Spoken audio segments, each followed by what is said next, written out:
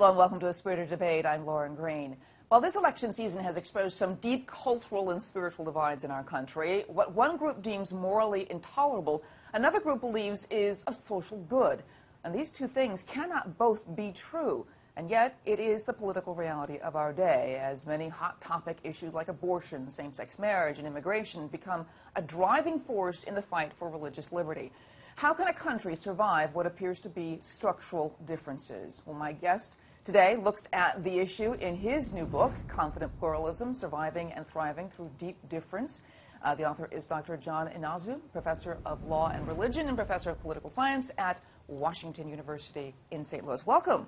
Lauren, thanks so much for having me. You've got a lot of academia stuff there happening there. It's really, really good stuff. And you're so young. You have all these credentials behind you. But you write in this book, Confident Pluralism says it allows real differences to kind of coexist without suppressing or minimizing anybody else's beliefs. And this really sounds like a fantasy world, really. Well, it sounds like it because we need both to happen. We need the coexistence, but we need the recognition of real difference. And it sounds like a fantasy world because a lot of people aren't actually practicing that today. And another challenge is we need lots of reform to get there. We need to reform our practices and our laws. What are they practicing then if it's not this sort of allowing the other person to sort of have their space and, you know, the golden rule kind of thing? Yeah, I think I see two problems. One is a withdrawal into our own tribe and an inability even to know people on the other side. And then the other is when we do think about the people on the other side, we would dismiss them with angry shorthand labels with overgeneralizations. We don't know, increasingly, we don't know people on the other side.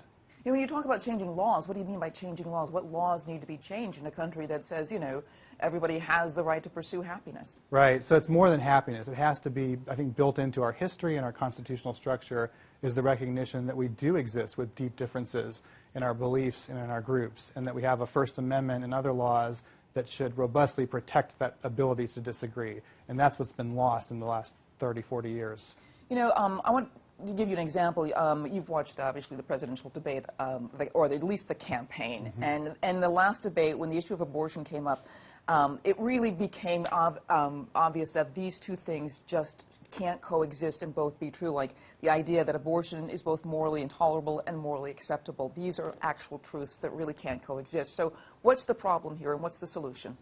Well, the problem is that we can't start with presidential rhetoric when we're trying to find common ground. So there are going to be lots of ways in society and in our lives when we can find common ground, even if we don't agree on a common good. So with abortion, to start at the polls is not going to get us there. If we look first locally and if we figure out what are common interests between people who disagree, then I think there's room to experiment, room to imagine, and greater possibilities. But if we start with the polarized extremes, we never get to the middle. Now, unfortunately, that's what most people see is the political divide, the political debate behind the issue. I mean, isn't that right? I mean, right, and exacerbated by social media, right? So whatever is filtered from politics onto social media doesn't help things. But speaking of social media, a lot of young people basically are tuned into social media, and that's how they get a lot of their rhetoric or their understanding of politics. And, you know, when in your book you say the object is not to determine which views are right and which views are wrong. But isn't that a problem, though, in a society where young people, because they're not associated, a lot of them, with a religion, I mean, many of them are just, say they're, you know, spiritually sort of non-affiliated, they look at what's legal as what's true, what's right, what's morally right. Isn't that a problem, though, when you're trying to, you know, convince people that, you know, the object is not to be right or wrong, when the legal system for them says if it's legal, it's right?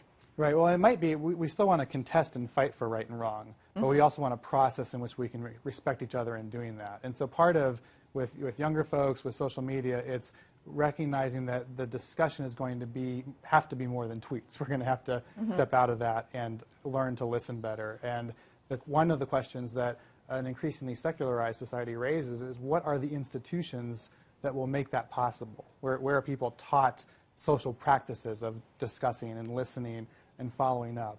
And that's a real question for institutions across society right now. You know, one of the issues, though, I mean, it's all kind of good in theory, but the reality is dealing with people who have very opposite views of yours is very messy.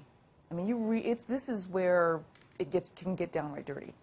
It can, and so we need to model good practices. I teach in a law school with colleagues of mine who disagree vehemently with some of my views, and we learn to be friends and we learn to teach together through a common enterprise. And I have students who have all kinds of varying disagreements. So I think we model it first, and the university is a great place where we might start. And then with time and over a relationship, come to address the harder issues. I think too many people want to start with the hard issues first, right? I meet you for the first time, and I jump right into our oppositional views. It might be better to learn your name and learn your interests before we get into the hard stuff. It's the hard stuff, and we can't solve it in our brief interview. But the first start is read your book, Confident Pluralism, and the book is called Confident Pluralism: Surviving and Thriving Through Deep Difference. Dr. John Inazu of Washington University in St. Louis, thank you very much for being on our Spirited Debate. Lauren, thanks so much for having me. Sure. Thank you. And thank you for watching.